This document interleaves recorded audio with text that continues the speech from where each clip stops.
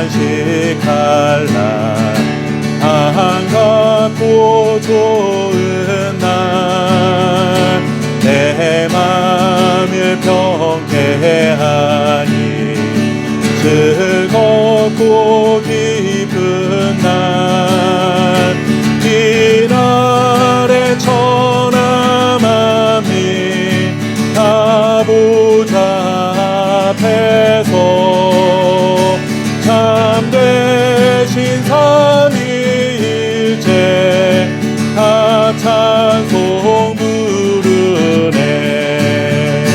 이날의 하늘에서 새 양식 내리네. 성회로 모이라고 종소리 울리네. 복음의 밝은 빛에 온 세상 비치며 또 영생 물이 흘러 시원케 하시네. 이 주일 지킴으로 새 은혜 입어서 영원히 쉬는 곳에 다 올라갑시다.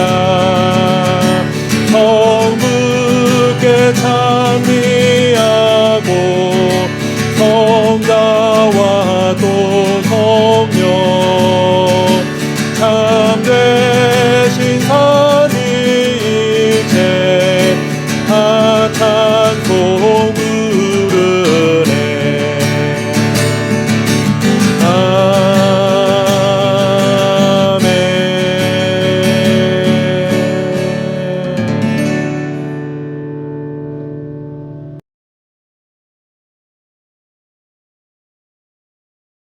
내가 40년 동안 그 세대로 말미암아 근심하여 이르기를 그들은 마음이 미혹된 백성이라 내 길을 알지 못한다 하였도다.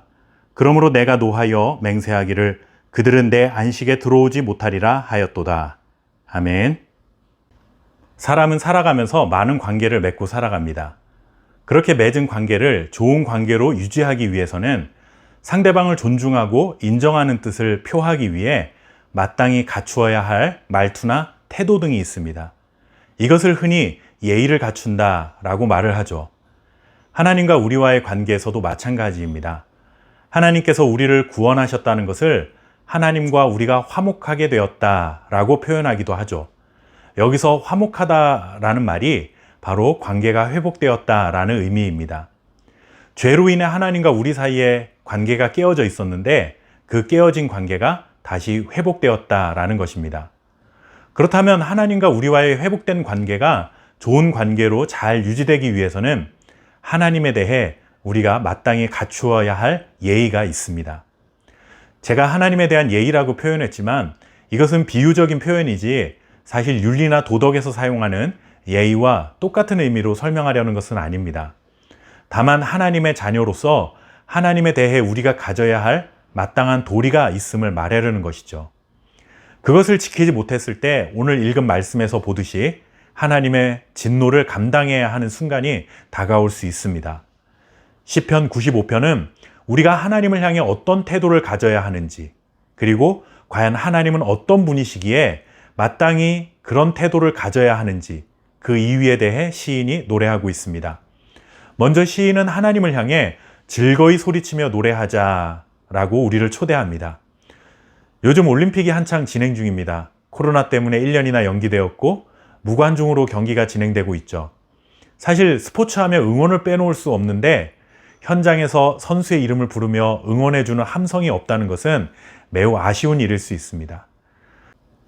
그럼에도 불구하고 메달을 따고 좋은 성적을 내는 선수들을 보면 텅 빈 경기장 안에서도 기뻐서 포효하고 각자 준비했던 세레모니를 즐기기도 합니다. 좋아서 울기도 하고 경기장을 뛰어다니기도 하죠. 또 그런 모습을 TV로 지켜보면서 자국 선수가 금메달을 따면 우리도 박수를 치고 소리를 지릅니다. 금메달을 딴 선수는 자신의 일이기 때문에 그렇게 좋아하는 게 이해되지만 사실 응원하는 우리는 직접 혜택도 없는데 그렇게도 좋아합니다. 그냥 같은 국적의 선수라는 이유만으로 그렇게 기쁜 것이죠. 오늘 시인은 하나님을 기뻐하며 소리치고 노래하라고 합니다. 하나님이 알고 지내는 사람이기 때문에, 아니면 국적이 같은 정도의 관계이기 때문이 아니라 그는 우리의 구원자요, 세상을 창조하시고 다스리시는 분이시기 때문에 마땅히 그래야 한다는 것이죠. 그리고 7절에서는 그 하나님이 우리를 양처럼 돌보시는 선한 목자이시기 때문에 그분 앞에 무릎 꿇고 경배해야 한다라고 노래하는 것입니다. 왜냐하면 하나님은 우리의 구원자, 창조주, 세상을 다스리시는 왕, 그리고 우리를 돌보시는 목자가 되시기 때문입니다. 하나님을 그런 분으로 인정한다면 하나님에 대한 마땅한 예의를 갖추라 하는 것이죠. 하나님께 기뻐서 소리치고 노래하고 찬양하고 엎드려 경배하라는 것입니다. 그러면서 이스라엘 백성들이 무리바와 마사에서 하나님의 진노를 경험한 사건을 등장시킵니다. 무리바와 마사는 하나님을 시험한 것이 핵심입니다. 하나님을 의심하고 불신한 사건이죠. 하나님을 하나님으로 인정하지 않으면 하나님에 대한 의심이 생겨나고 하나님을 시험하게 되는 완악한 마음이 되어버리고 마는 것입니다. 하나님에 대해 우리가 가져야 할 엎드려 경배하는 모습을 갖추지 않으면 하나님은 우리에게 안식에 들어올 수 없다고 경고하십니다. 안식은 창조의 완성이요 구원의 완성입니다. 세상을 창조하신 하나님은 창조의 마침표를 안식으로 찍으셨습니다. 그리고 그 안식에 우리들을 동참하게 하셨죠. 그런데 죄로 인해 안식이 깨어집니다. 하나님은 다시 구원을 통해 안식을 회복하셨습니다. 우리가 하나님이 누리고 계신 그 안식에 동참하는 길은 하나님을 기뻐 소리치며 노래하고 엎드려 경배하는 것입니다.